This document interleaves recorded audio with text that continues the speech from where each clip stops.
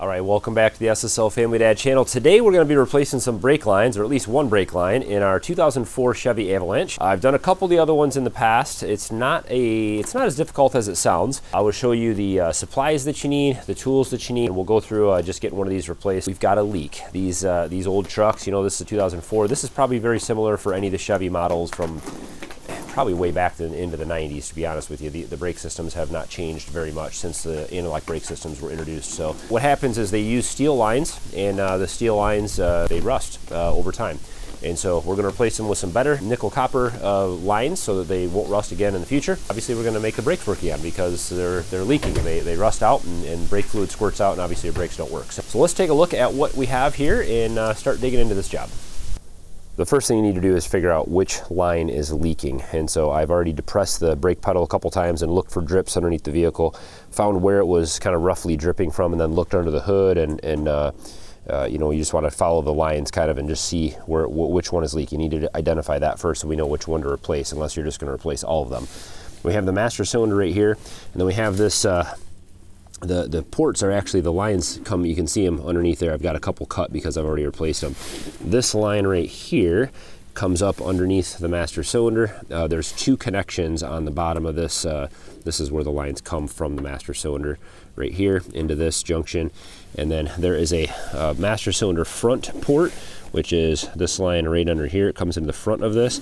Then there's a master cylinder rear port, which comes in on the bottom of this side right here. There's those two lines that go back to the ABS unit. And then there's also lines from the front left brake here, the front right brake on that side, and then one line that goes back to the rear brakes and then splits to both of those. So let's look at the ABS unit, which is just about right underneath the driver's side door, right on the side of the frame there. So we'll get underneath and look at that, and I'll tell you which line is in which place, because you're going to need to know that so you know which one to take out and which one to replace.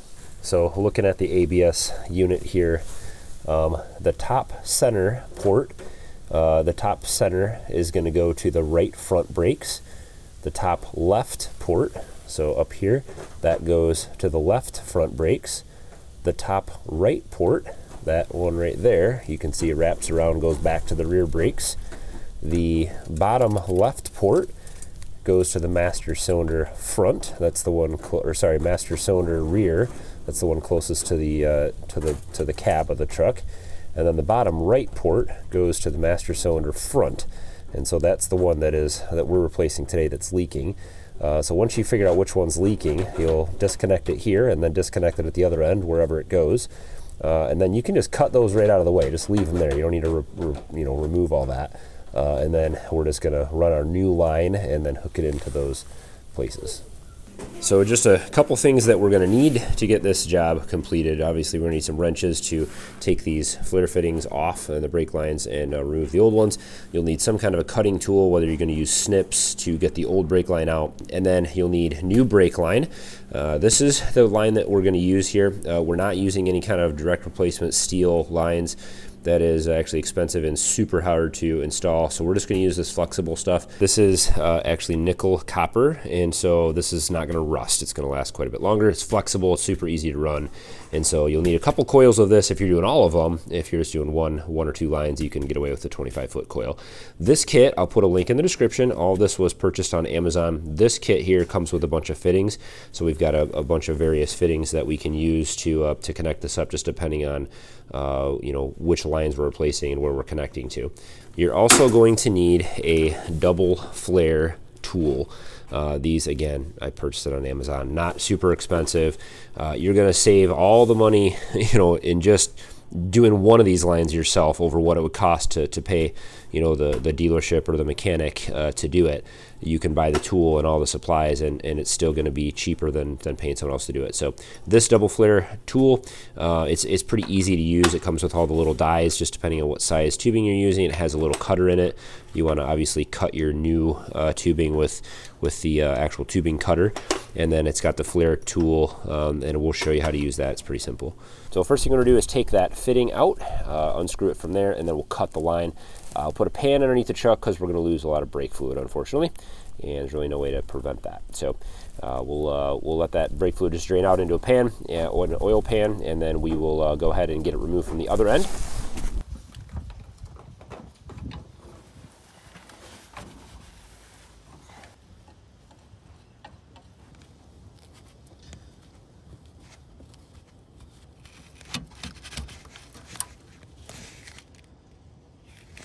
I'm using a 14mm wrench.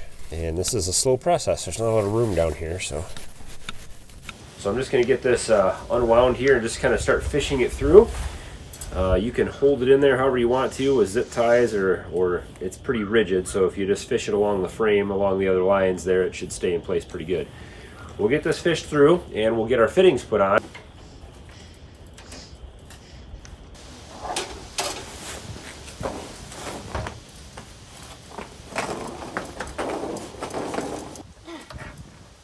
Okay, there we go.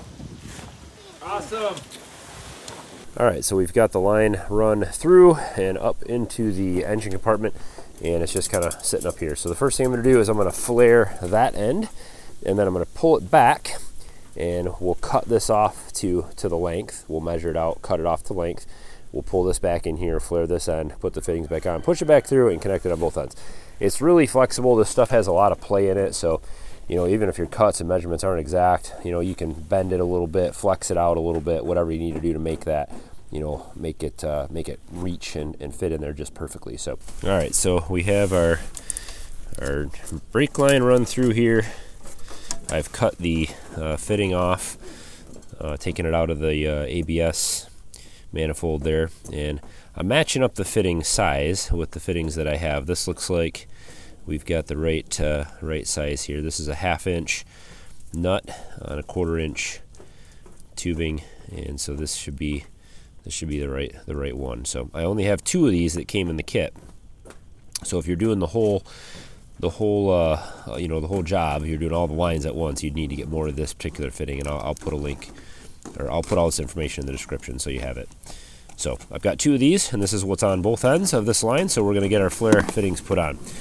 So I have this taped up just so that I don't get a bunch of dirt in the line when I'm running the line. We can get this cut off here. So I want to make sure I have a nice clean edge here, so I'm going to recut this back just a little bit.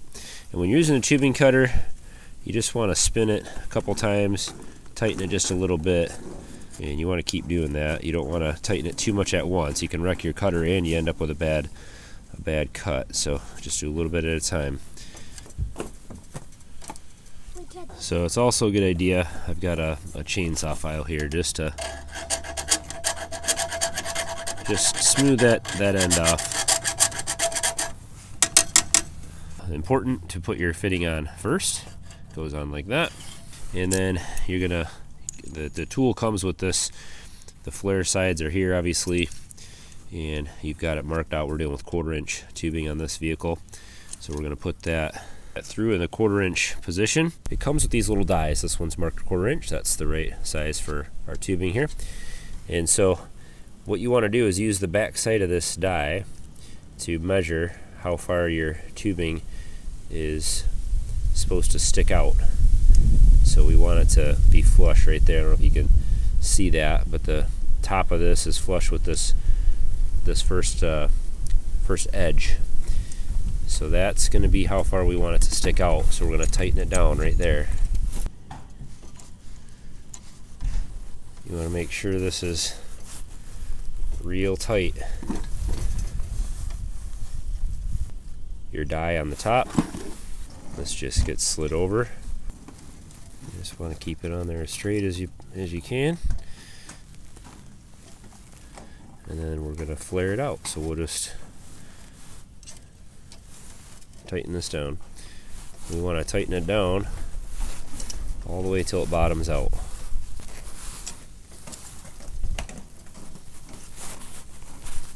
Take it off. So once you have that done, you're gonna come back with the flare tool, put it back on there, and then you're gonna put the final flare on it. Again, you're just gonna run that in there pretty hard. So that's your double flare, and that right there is a pretty good flare. That'll fit right in our fitting there. Should be nice and smooth and even. It looks pretty good. I think we'll get a good seal on that. All right, so we've got our fitting and our flare done down there. So I'm gonna put that right at the position it needs to be, and then I'm gonna measure where my tubing needs to be cut here. I'll make a mark on the tubing and then we'll pull it out. So I've got room, we'll cut it off, put my flare and my fitting on this end, and then we'll push it back through and connect it all up.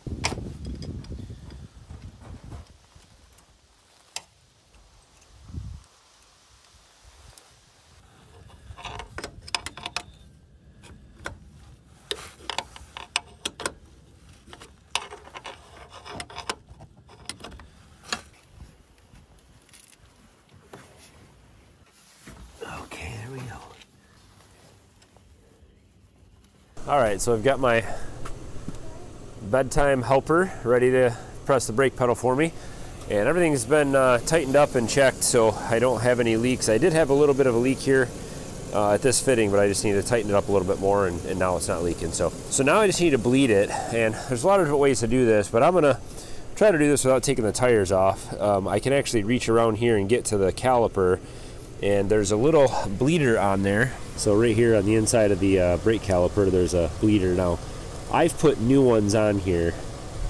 If you don't have new ones,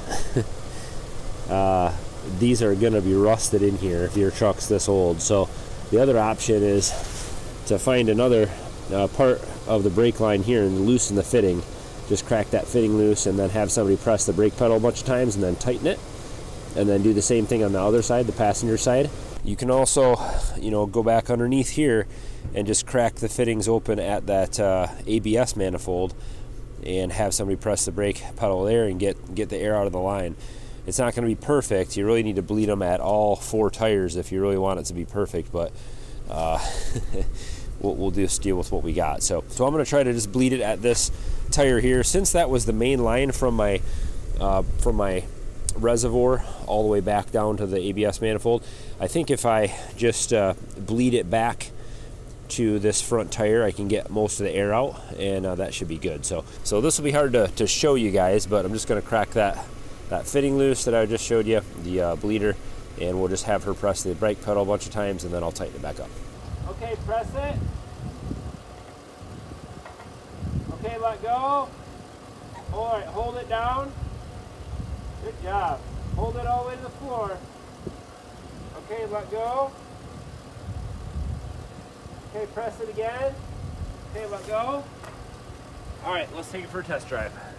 Well, that's it for replacing a rusted out brake line on a Chevy truck. Again, I put all the tools and parts and everything that I used for this particular job in the description. Of course, you want to double check and make sure that it's right for your vehicle. If you're dealing with a different model, different year, all that kind of good stuff. But these Chevy trucks are the brake systems are pretty similar for a wide variety of years, and so this will get you started if you're looking to do this job. If you have questions or comments or anything to add, if you're a mechanic out there and you know do this stuff professionally, you probably have a lot better tips and tricks and things like that than I do. This is just kind of an average Joe take on this repair, and so I'd love to hear from you guys out there that have done this more times than me.